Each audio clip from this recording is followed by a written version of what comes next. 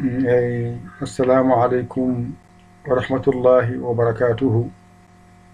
Ko salminde e juurade e yafnade e wiide alhamdulillahi rabbil alamina. En garti kadi e famminde rendo meɗen ngo nenduɗen. On jimi nuldi on alluje nayi ko masɗe ngoni ɗon nde wonno koye masɗe gonɗen to bange alluje bindanɗe men pular kadi wadde masɗe qur'ana arabɗe gadde alluje nayi fawoɗon gonon e timtande e majje oɗon mbaɗa hen ekkoji moɗon e majje sen jettoyima hen taw on ganata nde wonno ko jangde codol wadde an jangowo o ƴettu kuɗol ma e karnema ɓallina so windama mbañitoɗa janga ɗigga ko ɗigga o sohla ko janga ɗigga o wonda hen kadi jiɗɗen ko waɗirde ndani so Allah jaɓi pularo seɗen janginamo alkulal gotal ƴettaten masenga hangal timma nde wonno mi wino on alkulal so ene mase ko masde ɗe keedata ko yeeso alkulal ngal mbaɗa hen mo fooɗani ngara mbaɗa poɗɗo on heeda bange ɗimmijo ko masde ɗe gaddoto arde alkulal ngal fawo hen mbaɗa daɓɓo o gayna ndewna hen poɗɗo o tataɓijo o alkulal adoto laamngal rewa hen alkulal sakkito wadde maskal ngal lomba hakkude ko ni alkulal kala masirte nden noon jiɗɗen ko so ƴetti alkulal gotal ngal ɗon jangine ha gasa kadi jahanen kadi jangoɓe qur'ana arabɓe wono ko renda ɓeyto ko jangoɓe ɓeyga ko jangoɓe ɗum noon waɗito ko par doge doge alkulal gotal ƴettan min jangol ngal mase hangal timma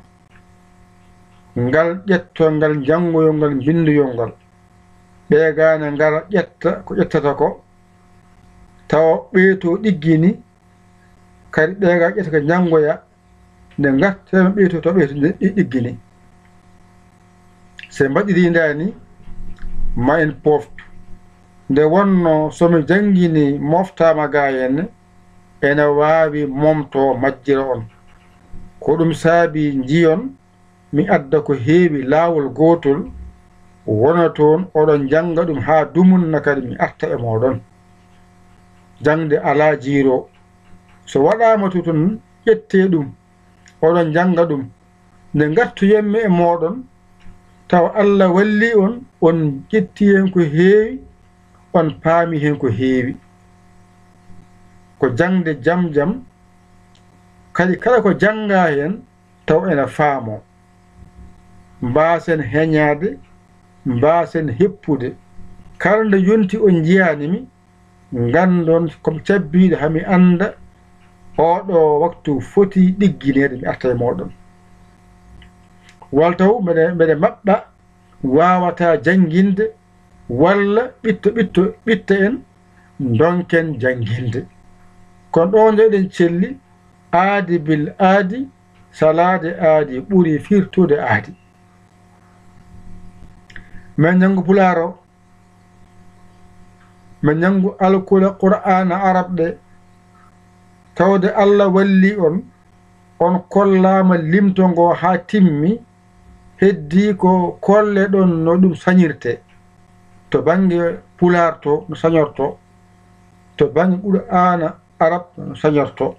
hankadi on saña to wiide ba siñiji aɗi way ko saña sa wi ba siñije mimara ko saña tawon toon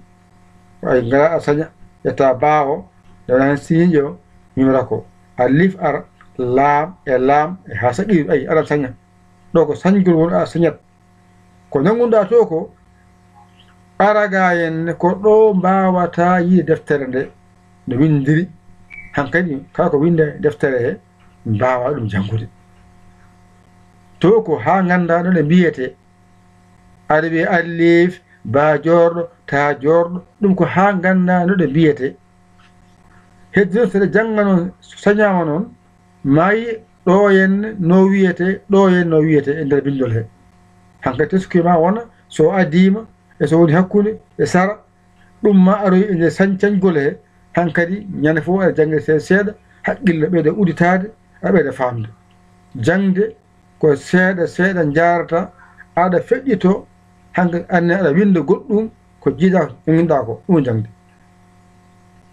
yo Allah wallu en noon nande e famde kadi mbaɗon hen juuɗe moɗon e balle moɗon e jingguere moɗon ko golle jawdi ko courant e wifi e gueɗe goɗɗe ko yimɓe wona jamɗe ko ñaamoɓe ko ñamminoɓe ko yaroɓe ko yarnoɓe wadde son keeɓi on kebnat ɓe ballonɓe ɓe mbawa deejde ɓe mbawa jangguinde an janngowo won duusowo jangde e janguinowo ay an janngowo won duusowo jangde e janguinoɓe ay janguinoɓe ko yimɓe no men ɓe ɓaccata ko haajuji maɓɓe ɓe jooɗono en aɓe jangguina en ha mbawen wadde enenne kadi saha fof hoto jaɓen haalanede gaddeneɓe mbaɗaneɓe ala oɗon gandi aɓe mbaɗa ko haaju ɓe gacci ɓe ngari ɓe mbaɗi on haaju ono kadi daroɗon on haaju mallonɓe kala ko joli ko wayno taske en ko wayno korka en ko wayno gueɗe goɗɗe en ɗe ganduɗa ɗe neɗɗo foti darade hen wona hen ciftoronɓe hen saha safo o neldeɓe ko constitution o gollata ko kaɓorɗe portable en e gueɗe camaraji en filmoji en taw wawa filmande on ha yooɗa winda noon ha yooɗa kadi yetto on kadi no hanniri ni kono so kaɓorɗe ngala janngino yiɗi janngindema weeyo on joddaki on gondani ne anno wadde ko haalirte tan ko ha ciftoron kono on jejjitani kono on majjani ala gonɗo ɗo hande e ngoɗo weeyo mo anda ɗum kala naato e maggo connexion mbatta naata e maggo kibo noon wonɓe hen no gollo ko mawni e mbaɗa hen ko mawni oɗon jiiya guite moɗon ko golte makko oɗon jiiya komi goltoton ko ala e mon gontomo yiyani ɗum toon golle men ɗe eɗen jiiye ko golle wiya ko golle wonde e balle ko golle e balle jaadi so golle ɓole ngari yeru sa dañi masoma mbiɗama mahanam galle am o anne alay sago gaddoya sima gaddoya leydi gaddoya béton gaddoya jamde on saha noon mbiyama jagguɗo o mahanma o gayna joɓamo anne mahanowomo haqqille ma o waɗanma toon gandal ha mbatta windude ha mbatta jangude aɗa winda haajuji ma anne jejjita on ene anni ene hawni wadde en ballodira koye meɗen yo Allah won ballo yo Allah reen yo Allah won gondiɗo ko ɗum ko yinima haalande on ñalawma hande o mi yildi on bindanɗe nayyi windama hen windande goho windande ɗiɗi tati nayyi ɗen nayyi foof mbason heñade ƴetton gotal ngal to ɗiggi goɗɗo gartemimo onon janggoyo Qur'an arabe taw ɗiggini o saha noon kadi mi heblana jangoɓe pularɓe ɓen kadi jokka golle yo Allah wallu yo Allah newnu yo Allah reen yo Allah gondiɗo sa yiɗi jokkodirde e meɗen numéro men bannoɗo 00221 77 906 14 81 numéro o bonani ko WhatsApp o waɗa bloqué on sa waɗi hen haalam yiyata ko sa noddi kam e numéro heɓa kam WhatsApp noon keɓirta kam joni ko 00221 78 475 05 17 mbaɗa yaya mbaɗa linjiya WhatsApp o ngara kaala hen haalandema ka jiɗi jokkade e golle ɗe ngara kalanda no jokkoɗa hen ko ni tan woni golle ɗe wona goɗɗum. yo Allah wallu, yo Allah newnu, yo Allah reen, yo Allah won gonjiɗo nder e bawal. Wassalam.